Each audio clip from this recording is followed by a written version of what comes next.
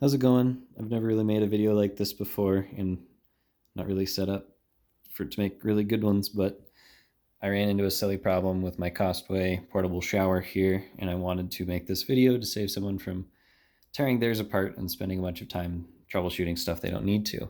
In the end, mine was just a simple battery issue. I'm sure people smarter than me would have figured that out way before they took their whole unit apart, but I'll explain what I went through, and you might understand why I kind of jumped to looking for faulty starters and things like that. Um, and yeah, it all came down to the charge on the batteries that I was trying. I suspect that at one point I left this thing on and didn't realize it. And I also suspect that this puts a pretty heavy drain on the batteries that you've got in there, because the batteries that I'd left in there that I'm fairly certain were brand new when I left it a while ago, they were like dead as disco. They were barely registering on my multimeter once I finally thought to test them. And yeah, these were just the ones that were left in there from the same group of batteries that led me to think that this thing was busted. Um, Turns out most of them were registering about 1 volt when I tested them on the multimeter, which isn't even that low. I mean, these things are supposed to yeah, sorry, you don't need to see that. Everyone should know that a D cell battery puts out about 1.5 volts. But yeah, when these batteries, 1 volt batteries, were in there, the shower seems to be wanting to work, but like something's broken, like the starter's barely kicking in, and things like that, and it actually doesn't fire up enough to get hot. So yeah, switching out between like really dead batteries and 1 volt batteries was leading me to think that this thing was broken. And so by the time I finally took it apart and everything and thought, oh, hey, maybe I should test all my batteries and see what happens. Yeah, it turns out it needs a battery, or it needs 2 batteries that test around 1.6 volts. I mean, I'm sure they can test less than that, but if it gets down to 1 volt, then you're going to have issues and your shower's not going to start properly. So, and sorry, another thing that I was going to do here is show you a little bit about what these things look like when you get inside, since I did. One thing I want to note is that it would be pretty easy to modify this thing to not need those batteries. So you could like put something else that puts out a solid 3 volts and is more reliable, because it's just got a positive and negative lead to the batteries there. You can totally unhook those clips and put it in something else. And then that other thing over there is just the on and off switch. So that all plugs into this gray thing here. Yeah, I'm not an engineer. I don't know what most of this does, but I do know that this is your tilt sensor, and that was one of the things I suspected could be bad, but that's definitely working as it should.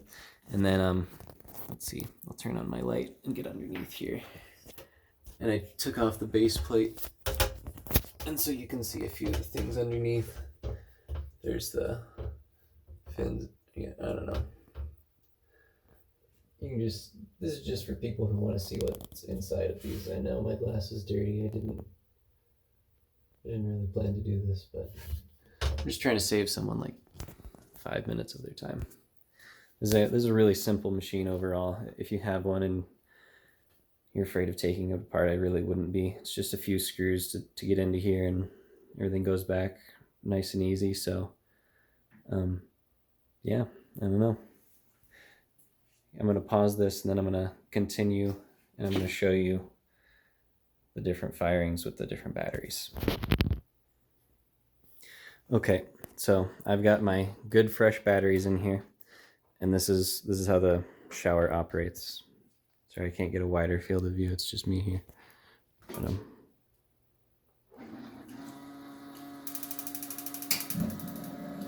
hope you heard that turn on.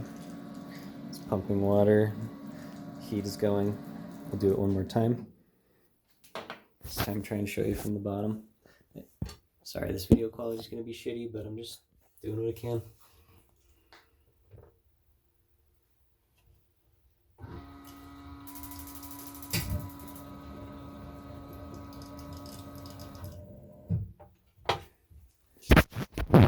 All right. So once again, that was the fresh batteries testing at 1.6 volts. Now I'm going to put in the 1 volt batteries to show you why I thought the whole shower was broken. All right, so I've got the slightly discharged batteries in there, and we're going to listen.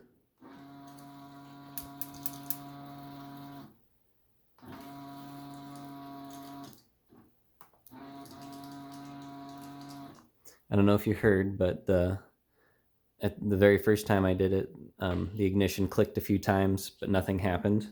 I'm still pumping water, but it's pumping cold, so that's not very useful for a portable shower. Let's go from the bottom. Again, you're not going to see much, but maybe you'll hear it.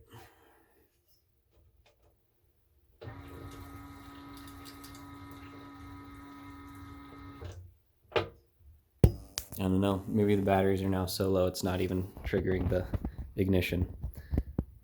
But yeah, it tried to ignite and didn't, so that's what made me think I had a faulty igniter. Yeah, I don't know why I'm really showing this one. Nothing's gonna happen. These were the dead batteries I started with. Once again, the pump starts, but nothing on the shower happens. So yeah, that's pretty much it. Before you go in here and start thinking about tearing out parts and putting in manual ignitions and stuff like that, definitely check the level of your batteries on your portable shower, because yeah, my batteries that are testing at 1.6 volts work fine, and the ones that are down lower at 1 volt make it start to work, but not as intended. So yeah, sorry for the terrible video, but this is all you get. Good luck, have fun.